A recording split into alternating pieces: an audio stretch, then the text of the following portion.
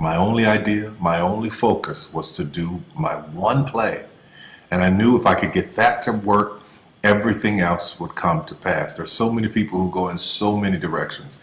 This week they're doing this, and next week they're doing that, and next week they're doing this, and next week they're going to be in real estate, and the next week they're going to open a salon. And those kind of people are all over the place, and I usually try to get them to focus. Focus on one thing, one area. Put all of your energy into watering one area. If you spread the water across many seeds, you don't have as much water for one seed. So focus on one thing. Make it your priority and stick with it no matter what. No matter how many people told me no, no matter how many people lied to me, no matter how many times I put the show up and nobody came. I remember when I did my very first show, I worked my butt off and saved $12,000 tax returns from H&R Block money. I saved it, worked hard, saved it myself, rented the 14th Street Playhouse, put that show up, thought that 1,200 people would come over a weekend, and 30 showed up, and I knew every one of them. But I didn't stop. That didn't deter me. That was in 1992. 93, same thing happened. 94, 95, 96, 97, up until 1998. Same devastation, nobody showing up in the audience. I was doing one show a year, working with different promoters, trying to get the show up, and nobody showed up.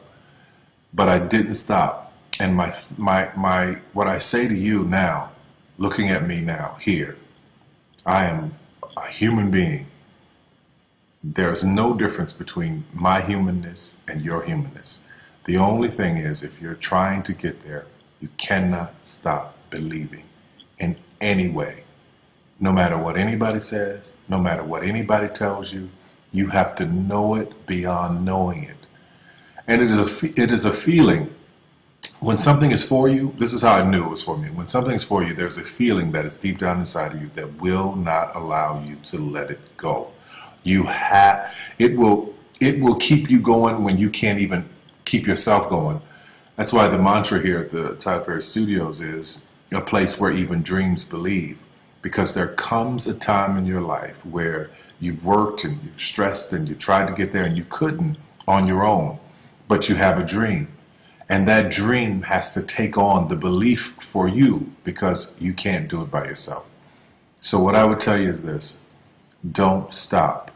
Narrow your focus to one idea, one, and make it work. That will give birth to all the others.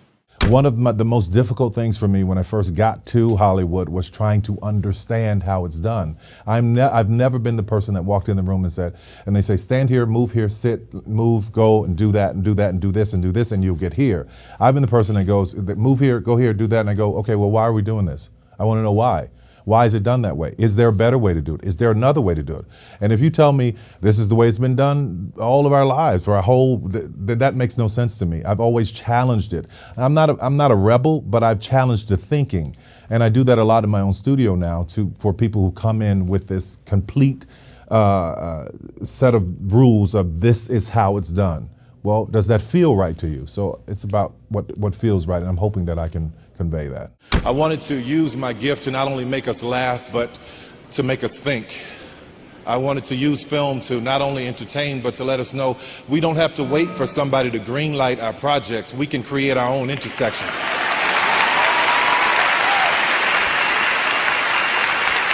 I wanted to use my television show to not only make us laugh, but to show us that we don't just have to act in the sitcom, we can own the show and the network. I wanted to use giving and philanthropy to show us, that we don't have to be at the end of the line waiting for a handout. We can be at the front giving the hand up.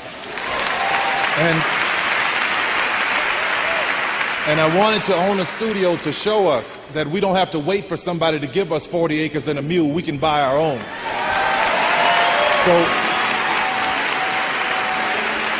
So I am grateful, and I wanted to use my childhood to let each and everybody know that no matter, you can be born into a whole lot of a nightmare, but God can usher you into a dream. I love to work. There's a script I have in my head now that's been in there for about 2 years that I really have to sit down and write, because it's almost like giving birth, because sometimes the ideas are, man, it's like wild horses in my head sometimes. There's so many ideas and they're all over each other. I have to take this idea and let it be born, because if not, it'll push everything else back. What I would say to people who want to become me is don't become me, become the best you can be, because what I found very early on is that all of the power that you have and all of the strength that you have and all the ideas that you have are born in your uniqueness. And what makes you unique, and this may sound really silly, but it's just really true. What makes you unique is what makes you special. And if you don't, if you spend your whole life trying to conform, trying to be what somebody else thinks you should be, or fit into a mold or fit into a system, and you dull down your specialness, then you're dulling down all of your ability to change the world. So I think that it's very, very important that people have an opportunity to be the best of themselves that they can be. I want to talk about something that happened recently with a friend of mine. He called me up, he said, you know, you're contagious. I said, why am I contagious? He said, you know, I was spending some time working with you and now I'm going to start my own business. I said, great, man, that's great. He said, well, when you see it, you know, it's nothing impressive. And I was explaining to him, never despise small beginnings. The Bible says that, never despise small beginnings. There are things that can happen out of the smallest little start that can change the world. He was telling me how frustrated he was because nobody notices him or nobody sees him or nobody will give him a break. And I explained to him about in my own life how sometimes people are out trying, they're pushing, they're getting cars, they're trying to be seen, they're doing all of this stuff. Sometimes God will hide you. And let me tell you how I know that. In my own life, I was under the radar for a very, very long time. And for the most part, I still am. Believe it or not, I really am. I was kept from a lot of things, kept from being exposed to a lot of business ideas and business situations and business thoughts or how things were run. And by me being kept away from that, it allowed me to not be tainted by it. So sometimes you have to be hidden. Sometimes people are not supposed to recognize you. Sometimes people are not supposed to invite you to the table. You can't be angry about it. You need to accept it and find out why. Why am I being hidden? Because I tell you now, had I went the route that I wanted to go, what would have happened is I would have ended up in Hollywood and did the deals that everybody else had done, and there would be nothing different, nothing spectacular about the blessings that I've received. It would just be an average story. But because I was hidden, because I didn't know how it went, because I didn't know how things were supposed to go in film and television, that ignorance allowed me to carve my own way. I know this may be difficult for some people to understand, but hear me clearly when I say this. Because I was hidden, because nobody knew what was going on with the success that I was having on the plays, it was all underground. When I got there, I was able to make deals that were unprecedented. They didn't think there was anything to it because they didn't know who I was. Completely underestimated. The great thing about being hidden is that you can be underestimated. And when you're hidden and you're underestimated, you're able to do some things that will not only change your path, your life, but the lives of millions of people, the ones around you, your children, your family. It will uplift and change everybody and everything. So what I say to you is, if you're struggling and you're fighting to be seen, sometimes you're supposed to be hidden. It's not your time to be seen yet. Stay the course. Learn what you can.